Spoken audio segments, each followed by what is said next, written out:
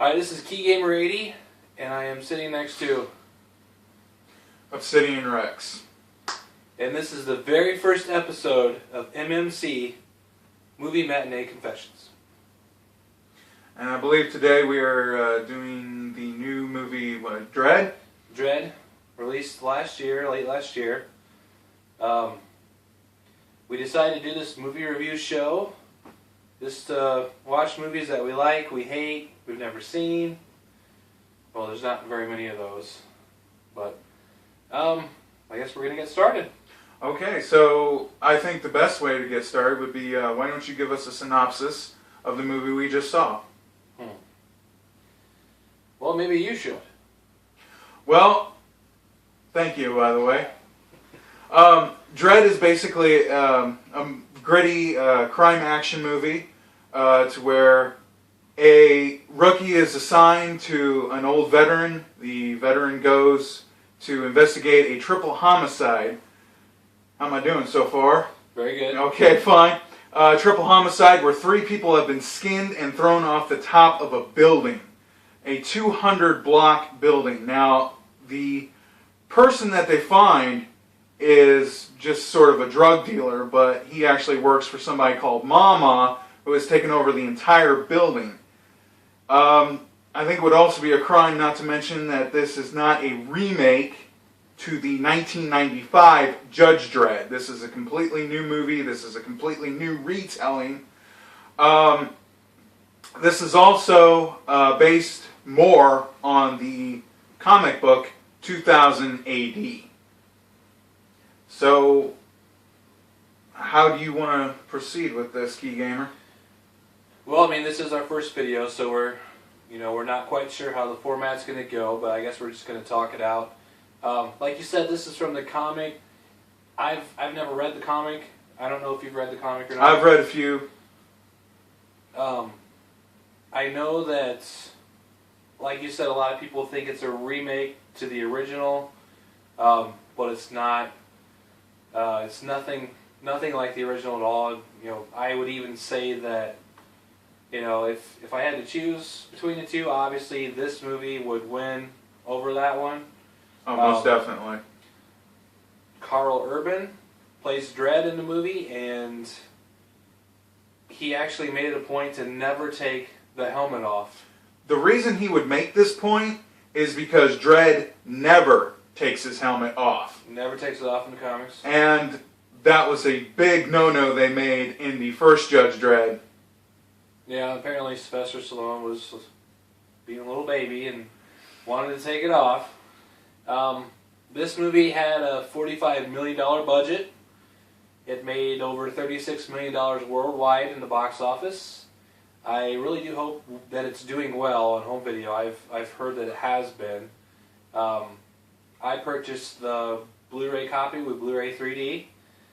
I would definitely recommend the Blu-ray 3D purchase. As to why I would recommend it is because the 3D in here is absolutely gorgeous. Me and him have seen many a 3D movie. We've seen Avatar in 3D. We saw Saw 7 in 3D. We also saw both Transformers, I believe, in 3D. Just the third one was in 3D. Just the third one was in 3D, but we did see that in 3D. Dredd has some of the best 3D we have ever seen. The best utilage, best color design on 3D, and quite honestly, I couldn't have been happier and wish we would have seen it in 3D. Yeah, we decided to go with the 2D version just because we weren't happy with the whole 3D concept that Hollywood has adopted. This film just looks amazing in 2D, and one can only imagine how it looks on 3D. Haven't got to watch the 3D version on Blu-ray yet. I don't own a 3D TV. That'll probably be the first movie I watch in 3D if and when I do get a 3D TV. Definitely. Very beautiful. Definitely. So I would actually like to move on to a few things that we actually like, and maybe we'll do some things we don't like, and then maybe give you a short over-encompassing rating of it. The first thing I'd like to get to is the acting ability and character. First, I'd like to get your opinion on it. The ability is top notch. Everybody that has a role in the movie, their characters are just simply amazing, in my opinion. There's never no one that has a dull moment. Even the kids that are in the film that come across the Dredd, they're very believable in their roles. You know, they're maybe 13, 14 years old, and they are just scared to come across the Dredd, and they know what could potentially happen. So as far as I would say, top notch. I would actually have to agree with that, and more so. Carl Urban does an absolutely splendid job, and even the woman who plays Mama, which is... I hope I'm saying it right, Lena Headey. Lena Headey. I have seen her in a couple of things. She played Queen Medusa? Gorgo? Gorgo. Queen Gorgo in 300. Absolutely phenomenal, top-notch. Every actor and actress in this movie, to whether they be 80 or 8, do an absolutely phenomenal job. I suppose we can move on next to special effects. Okay. So, the way we're going to do this is we each have our own top 5. We both do actually have special effects. Again, I give this 5 stars. Top-notch special effects. Generally, I believe that 3D effects take away from the film, but in this instance, with the 3D effects and the slow-mo effects, I do believe it adds to it a great deal. And even when, you know, there's just normal movie footage, the effects are just top-notch. There's really nothing outside of a little bit of CGI that actually goes back to my video category that we'll get to later, that really just brings it down the slightest bit. But special effects, top-notch. I love the slow-mo effects. For me, that's one of the high points of the film, especially in the beginning. So yes, I would say definitely 5 stars for me. Again, I cannot agree with him more. The special effects are absolutely spectacular.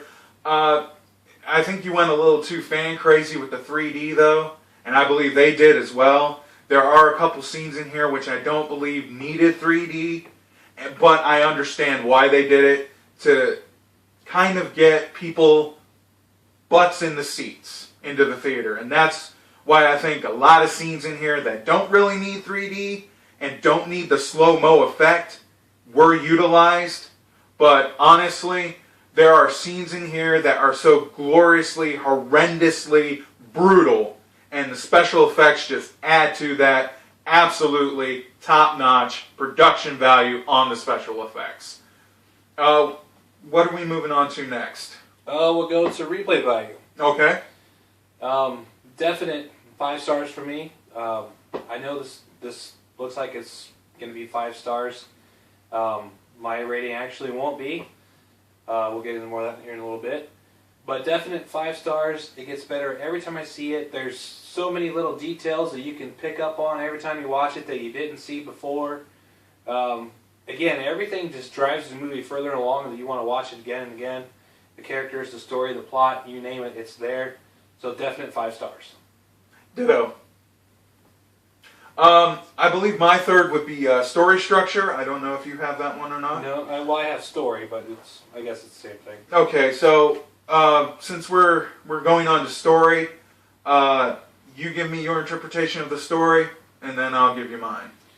I gave the story a 4-star rating.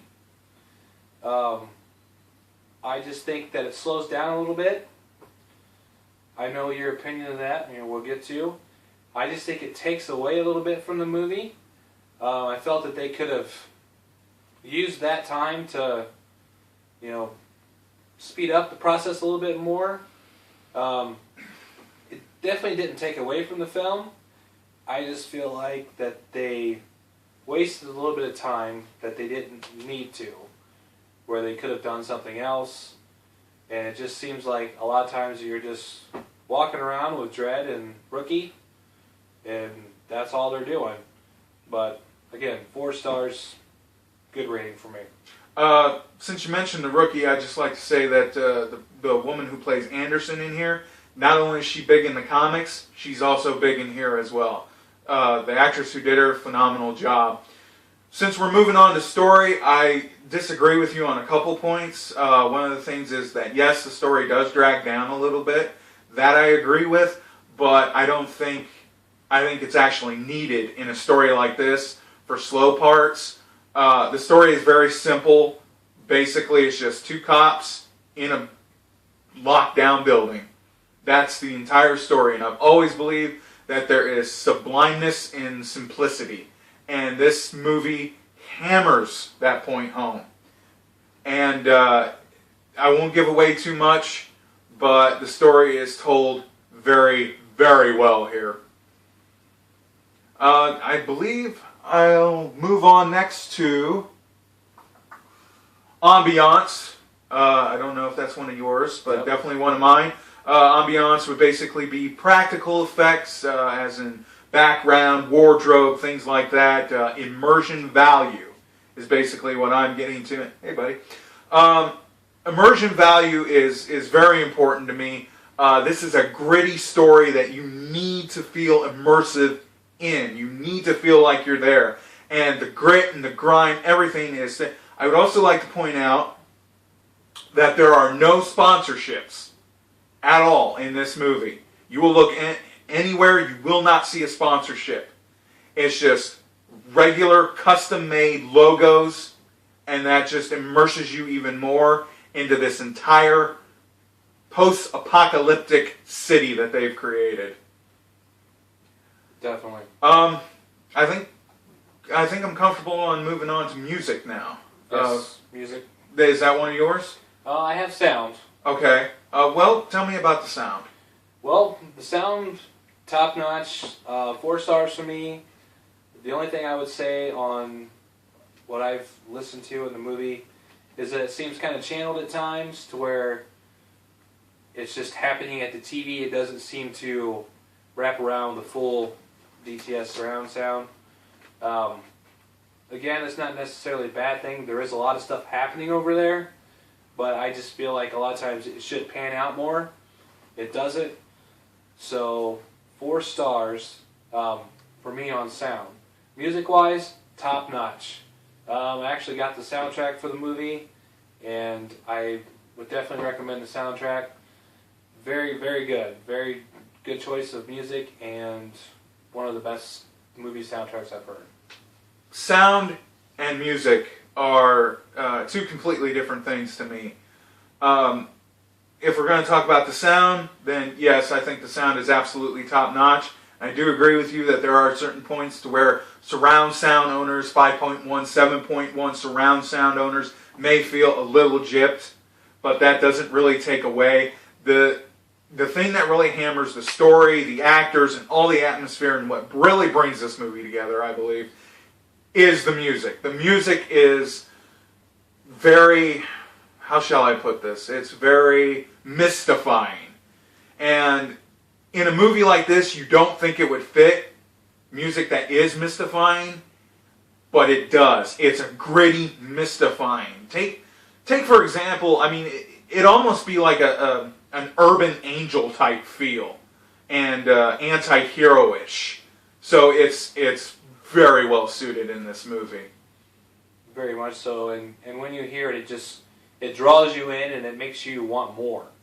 I mean, maybe it's just like the drug in the movie Slow-Mo, you know, like whenever those sequences happen, you hear that music and you just want more. It's like you're addicted. You actually feel like you're on slow-mo.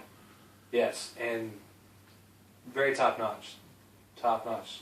High quality. Oh yeah, definitely. I'd like to just reinforce that if you do not like the 1955 Judge Dredd, or maybe you even kind of slightly like it, you'll like this even more. I even kind of like the 1995 Judge Dredd, and I just think this movie just blew that out of the water. I guess we can move on to like an overall rating, or unless we want to move on. I'll just do a recap in case we forgot. Like I said, this is our first video. Replay, I give it a 5-star. Definite movie that you'll want to pick up. 5 stars from me. Excuse me. Video, 4 stars. I think that the CGI is a little bit obvious at times, like when they're showing, wide shots of Peachtree and stuff going on. I think CGI shows a little bit, but Peachtree's is the neighborhood that they are in, by the way. Definitely doesn't take away from the movie at all. 4 stars for video. Sound we went over, 4 stars. I think it seems channeled at times. Story slows down a bit for me. It doesn't take away from the movie. This is a great movie, but I just think at times it slows down. Effects, 5 stars, top notch. You'll hear me say that a lot. That's my 5. So overall, it came out to a 4.4. So I'm going to round it up, 4.5 stars for me. Definitely a 5-star movie for me. This is a movie that I think will, as time progresses, will get more popular with people who seem to like the 90s and the 80s gritty action flick. And I think even if you're missing some of the old Western spaghetti type stuff, such as maybe Magnificent Seven, maybe you're missing a couple of the Clint Eastwood flicks. This isn't exactly an Old West style, but the story could definitely fit in an old-timey movie, and it's just so well done. The entire movie, production, sound, set, design, acting, story, everything in this movie is absolutely phenomenal. I guess we could go finally... Well, before we finalize, I do want to give a shout out to Pete Travis, the director of the movie. Awesome job. There's been some rumors, rumors are rumors, that there's going to be a sequel, and I read that he's not going to be involved. I think that's a mistake. Yeah. A lot of people were not happy when this movie was released theatrically just because of the poor showing that it did. Mm-hmm. Like, for instance, when we went and seen it, I believe there were maybe 4 or 5 other people there. If. I mean, that was a good experience for us. Personally, I don't like it when the theater is filled. But I felt bad for the movie because that's a movie that definitely deserves to have a packed house, in my opinion, and I'm sure it's yours as well. So, I guess, to wrap that part up, I really do hope there's a sequel. I hope they bring in Pete. He's an awesome director, British director that he's done some other movies. I think he was a part of 28 Weeks Later. I'm a big fan of that series. I'm not. So, good job, Pete Travis. Great directing. So we're going to wrap it up. We're going to call this Buy It, Rent It, Borrow It, Forget It. This would definitely be a buy it. Yes, buy it. We're not suggesting... This movie is not for everybody. We're going to tell you this right now. This is not for people who want the big budget movie, who want the big budget explosions. That's not for that kind of action flick devotee. This is for the kind of action person who's missing that grit and grime. People who like maybe The Crow, RoboCop, things like that. People who miss that street grime. This movie is for you. Definitely for you. I guess it's almost like The Crow meets RoboCop. Kinda. One of the other things that I like to say before we head out here, definitely a buy it, but was there anything besides what we've already mentioned that we disliked about the movie that they maybe could have improved on? I would say no. I think that the length of the movie was right on par. Like I said, that goes back to my belief that they could have,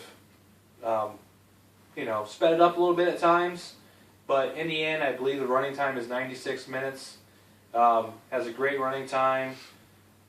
The story is just awesome for me. Very believable, and it just works. There's a lot of surprises in the film. We're definitely not here to spoil anything. Definitely go see it. borrow it, do whatever you got to do. Our recommendation is just go buy it. Support this movie. We want a sequel. We want the right sequel. Sequels are hard enough to begin with just because there's so much writing on the sequel to be just as good, if not better, than the original. It rarely ever happens, and I'm sure we'll review that later on with sequels and remakes and most definitely. Our opinions on those. Most definitely. So, getting back to what we dislike, there's not really much I can add beyond what we've already added, and there's nothing that I think they could have done to improve. We did review the Blu-ray copy. I believe you have the DVD at home. Yes. The Blu-ray just looks phenomenal. I'm the Blu-ray guy. He's not. So I would definitely recommend the Blu-ray if you have a Blu-ray player. So I would even recommend that if you have 3D equipment, definitely get the 3D Blu-ray. But if you don't, I don't care if you have a VHS. Have somebody record it onto VHS and then you watch it. This is definitely one that I think will go down in history as a classic. Yeah, definitely. This has been Key Gamer 80, and Obsidian Rex here for all your movie and gaming needs. And this is our first episode of MMC, Matinee Movie Confessions, and we'll see you again soon.